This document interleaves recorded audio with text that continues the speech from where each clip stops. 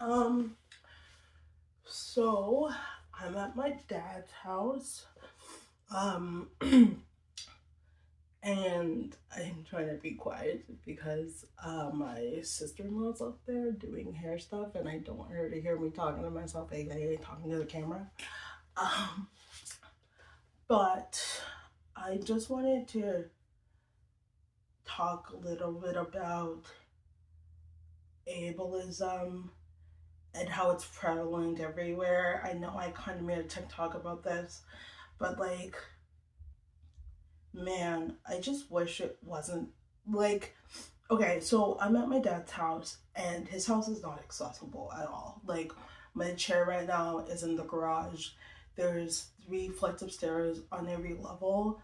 It's kind of one of those houses that is kind of like it's a bougie house, but it's also one of those houses that has stairs on every flight. Like every like a living room as a flight, and then you have like the kitchen and his bedroom, and then you have like the basement which has its own flight, and then you have like the middle where you enter, and like both of those have a flight going up a few steps and a flight going down a few steps. And if you know anything about me, you'll know that like stairs are not my friend.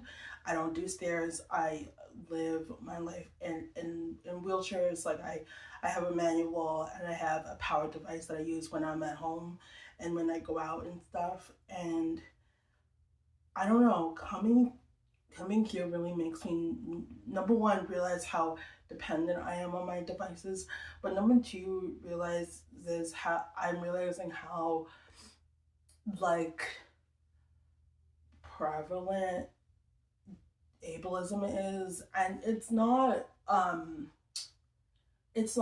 like I didn't know this before, but like so all of my friends are disabled and all the people I kind of associate myself with are disabled, so they kind of understand, or like the people in my life, even if they do have like bits of ableism. And just for anyone who's like watching and that's like, oh, they're saying the word ableism a lot.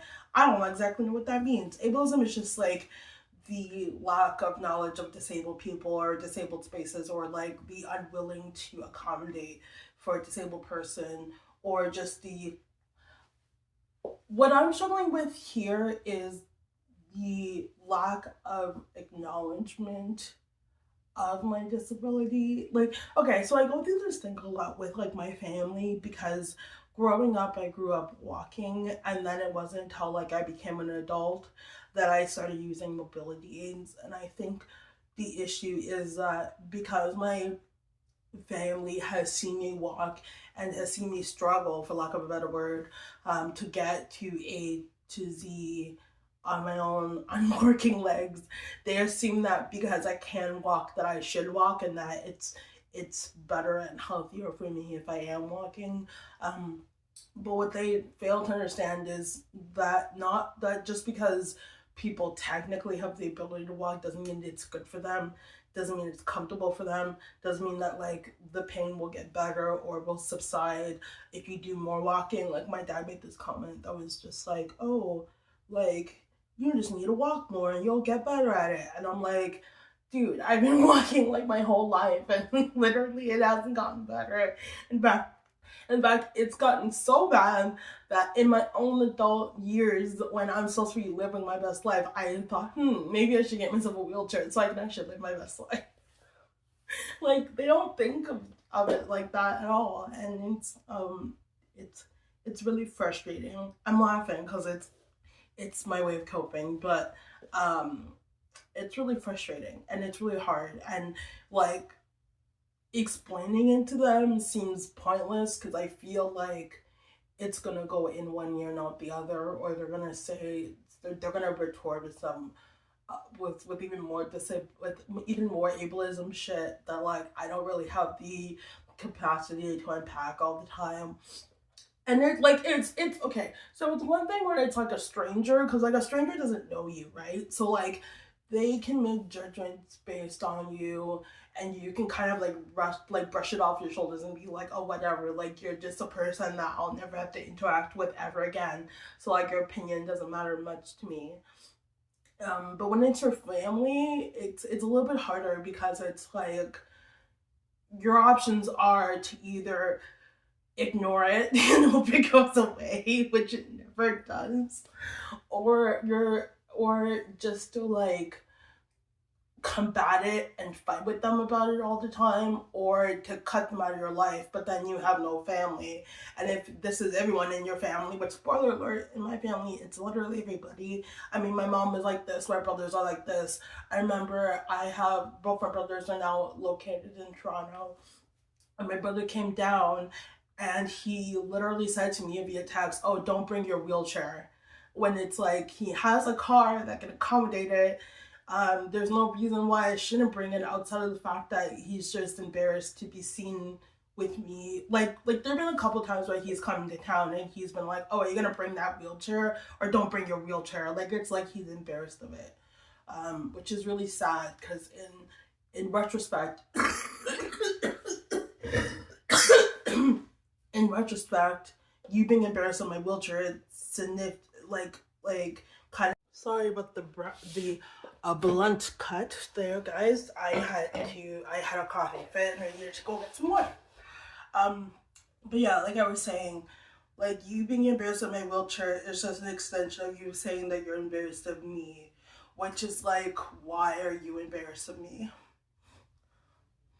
And I don't know, like it's stuff. I'm crying now. It's stuff like this that makes me not love myself or makes it harder for me to love myself, because if if the people that you grew up with are embarrassed of the way that you exist in the world, then how are you supposed to like view yourself as okay, and how are you supposed to accept others are gonna review you as okay? And like that's a whole other video for another that's a whole other like topic for another day. And I do want to make that video because I do think loving yourself in a body that doesn't work or works very differently is very hard, and it's a constant daily struggle. And I don't know what the point of this video is. I don't think I had a point when I started recording. I'm so sorry. I haven't made a YouTube video. I don't even know if this is gonna go up on YouTube, to be honest. It might not. It might go on my Patreon. We'll see. By the way, if this does go on YouTube, I have a Patreon. You should sign up. I'm planning on doing more stuff over there. This just turned into a plug for my Patreon. No, but yeah, like I was gonna say I'm fine with it, and for the most part I am, because as an adult, like I have the ability to be around the people I want to be around, but family is really hard, because it's like, sure, there's such thing as chosen family. However, the blood family that you're born into, you don't really get to choose that. And if you opt out of choosing them, then that means that you have no family. And having no family means you have nobody to spend your birthdays with, you have nobody to spend holidays with, or Christmas. Christmas is a really big one because it seems like everyone in the world celebrates Christmas, which is kind of ironic because a lot of my friends are Jewish. um, but yeah, it seems like everyone in the world celebrates Christmas, and Christmas is everyone prevalent. Like, I really would love to like Christmas, but it's hard for me to really get into the spirit when like Christmas is really big centered on like family and relationships and stuff. And I don't really have I don't have any kids. I don't have a partner or a spouse or anything like that. I have nobody that even is even looking like a relationship at this point. And then I like my family's not really that great either. So like Christmas is a really hard time for me, because of those things I just said. Yeah, I guess I just wanted to say that like I'm having a difficult time here being at my dad's house because it not only reinforces how disabled I am, but it also reinforces how they would prefer me not to be disabled, which like um yeah, hi, so would I, but like I can't do anything about that. I can't wave a magic wand and fairy godmothers don't exist, so I can't do anything about it. And so I don't exactly know what they want me to do. And the only other option is just to be like, well, just don't hang out with them or just don't be around them, which is something that I also do. But then it's like, well, that also means that like I don't have, if I don't hang out with them, that means I don't have family. And not having family is a really lonely experience. And like I said, like no kids, no spouse. So I don't even have like, and like the idea of children and families is a nice idea, but like finding those people that you feel like um comfortable around to like have them be your chosen family is also really difficult. Like I have this one friend that I required through a relationship that was not mine. Um and even with them, I'm like, do I really want this person to be a part of my chosen family? And I go back and forth on it. And even though they consider me to be family, I don't really consider them to be my family. Um, just because I don't really know if I can trust them as much as I feel like I should be able to trust them. And like finding the perfect people is like not standing alone is something I deal with. Like I struggle with a lot, and feeling like I can trust people is something I struggle with a lot. And so me putting on barriers with this person is not surprising, but it's also really devastating because it's like, well, I thought I could trust you, and now I'm not sure if I can. And so this whole concept of chosen family is a beautiful idea as a concept, but like finding those people and then having those people having like you showing up every single day is hard for them, or sorry, you showing up every single day for them is difficult, and them showing up for you every single day is also difficult. So the idea of chosen family is like a beautiful, nice kumbaya idea, but it's like actively finding those people, and then finding people that like live in your city. Like I'm not I'm not married to where I live. Like I kind of borderline hate it. Like I wish I lived somewhere else. I wish I wish I wish I lived in this Tropicana, but I don't. No, I don't. I don't wanna. I don't want to live in the tropics. I wish that was just a joke. I don't actually want to live in the tropics. But yeah, like I don't. I'm not married to where I live. I don't particularly like it. I'm like it's sad to say, but I'm literally stuck where I'm at due to poverty, and I hate saying that out loud, but it's the truth.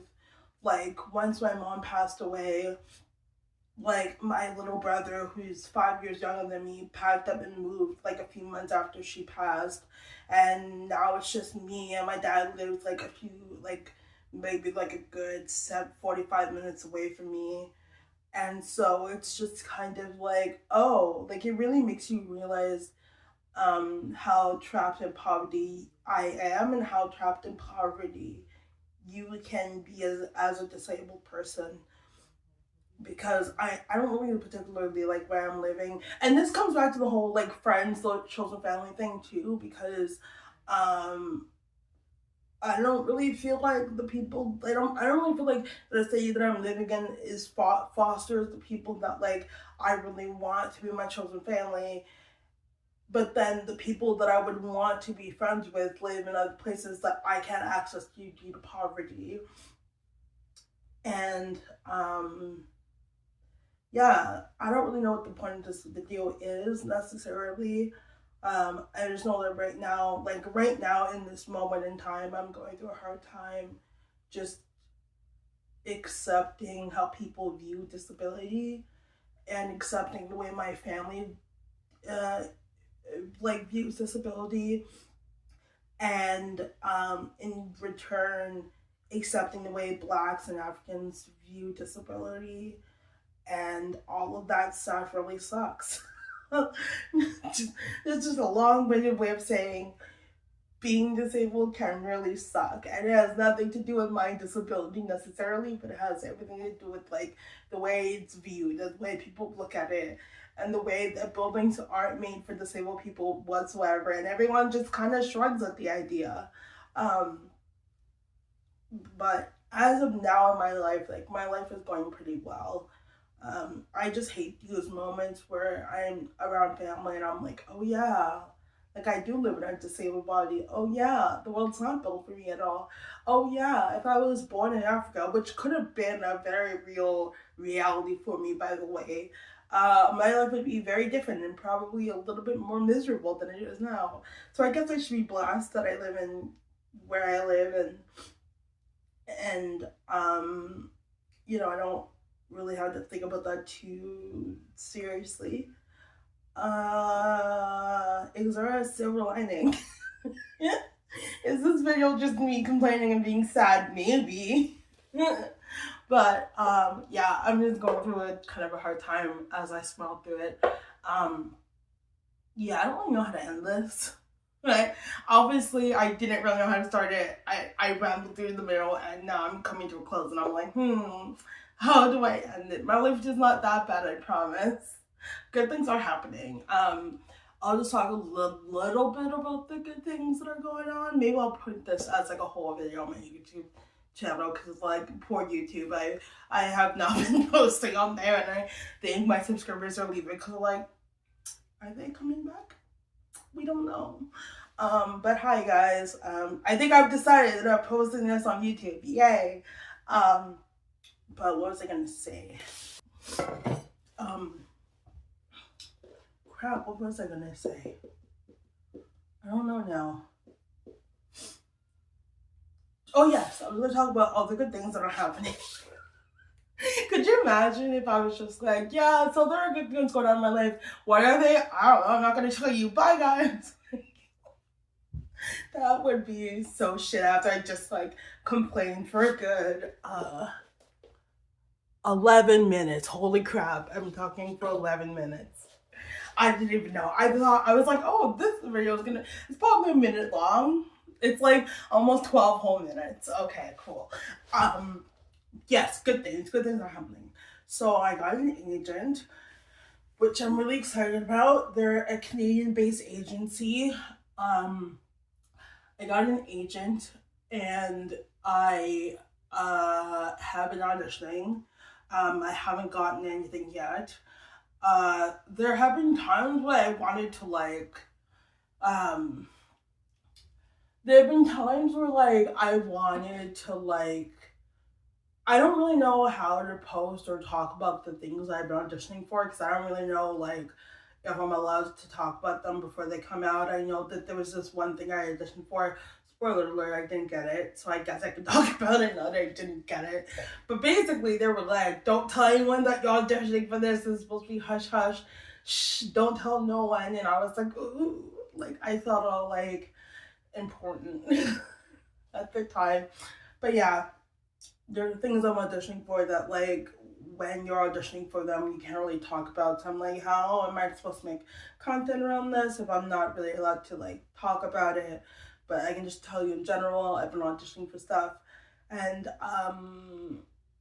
I have been looking. Oh, I've been taking dance classes. That's a new thing, and I love dance. And my dance teacher is amazing. She is a disabled person. If you live in Ottawa, she works at Devotion Dance Studio when she's looking for new clients. So if you are in the Ottawa area and you want to take dance, or you're a disabled person and you want to take dance, and you live in Ottawa, she just comment down below that you're interested, and I will give your name and information to her, and you can talk to her.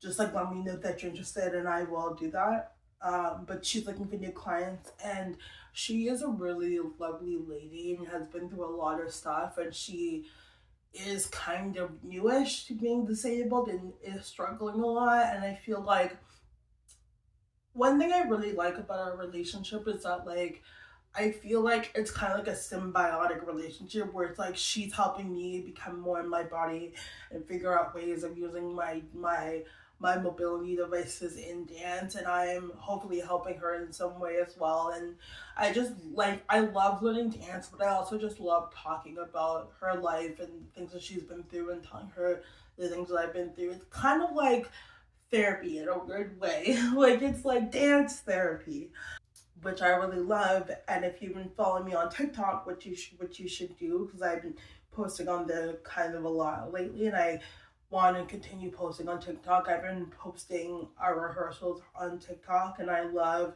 what we've been coming up with and things like that. I am also looking into getting an acting coach, and I don't want to say who it is because they're kind of, well, I think that they're a big deal. They're probably not. Well, I don't know. They have acted in more stuff. Okay, let's just say this because I'm rambling about it. Let's just say this.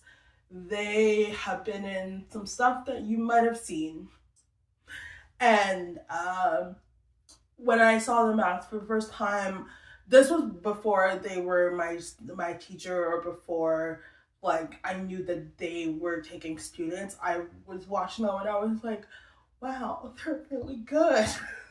Sorry. When I said that, I just remembered the Camp Rock clip where Michi's like, or her friend Allison Stoner's character is like playing on the keyboard, and then they're like listening to her and they're just like, wow, she's really good. This is what that reminded me of. I'm so cringe. Um, but yeah, he's really good. No, but he is really good. Like, he's amazing, actually. And like, I want to figure out how he does that, and I want to live inside of his mind and like eat his soul. Yeah. So he's my acting teacher slash coach, and I could not be more blessed than to have teachers in my life that I look up to and that I relate to and that I want to learn from, and that my life right now is just a bunch of absorbing.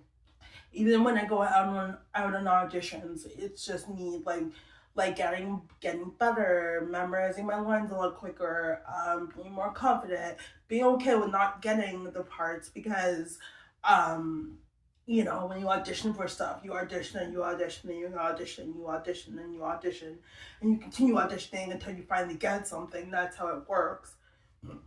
I think people assume that you audition once and then you get something. No, you audition like 10 billion times just to put it to like retrospect. Um, just to put it in retrospect, I've been auditioning for a month and I've gotten nothing yet. And I don't exactly know why, because they don't really tell you why you don't get stuff. They just don't call you back for shit. And then you're just like, well, I guess I just didn't get it. But like, learning to be okay with not getting stuff is, I think, the important thing. And learning to be okay with it, and also like being confident and comfortable with doing the auditions is, I think, the most important things. And yeah, so there you go. I told you there are good things going on in my life, just so you'll believe me. I know I was crying earlier in this video, but yeah, I think that's and it's summer. Today's a really hot day. And now I'm rambling, so that must be my cue to stop. But I'm just gonna finish this thought. Just thought it's a really hot day. I wish I could go outside and experience the day, but I am trapped inside and my wheelchair's in the garage, so I can't really access that. And even if I could, like, it's not my power device, so I don't even really want to access that. Like, I don't think people realize how difficult I wish, okay, this needs to be in a separate video, but I'm just gonna say this really quickly. I wish that particularly physiotherapists knew how hard it was to push a manual chair. So then they wouldn't stop giving people with like muscle disabilities or like muscle weaknesses disabilities these like big ass chairs that are like 50 pounds that is like pushing something really heavy down the street. And the thing is that like you don't even have leverage, right? You know when like you push something or you pick something up, you have the ability to use your legs. Yeah, no, it's just my arms. And I'm like having to push down the street that's not like this. I think people think that streets are like this. They're not. They're more like this. They're more like this. They're more like on a slight slant. And I was told it's for the rain gutters. They're not really for disabled people in mind. Nothing is for disabled people in mind. So I just wish that they would think about that before they're like, here's a chair that's 50 pounds. Wow, you don't want it? You're so ungrateful. Like, I just wish, yeah. This kind of, see, look, I'm tying it all back together. This goes back to my ableism conversation I had in the beginning. But like I said, I'm rambling, so I'm gonna stop now. I feel like this video is super long, so I'm gonna go edit it. I really hope you guys are doing well. Tell me what exciting things are going on in your life. I want this to be a two-way street. I want to have more of a relationship with you guys where we talk about stuff and things like that. And I have ideas for this channel. I just have to like implement them. But hopefully this video will be the first of many. And I'm not gonna tell you to like and subscribe because I feel like you guys get told to do that a lot. But if you do like my content, here I go. Like and subscribe and share it. Share it to anyone that doesn't know what ableism is, which is a lot of people. So share my video to a lot of people. Okay, I'm gonna end it here. Bye.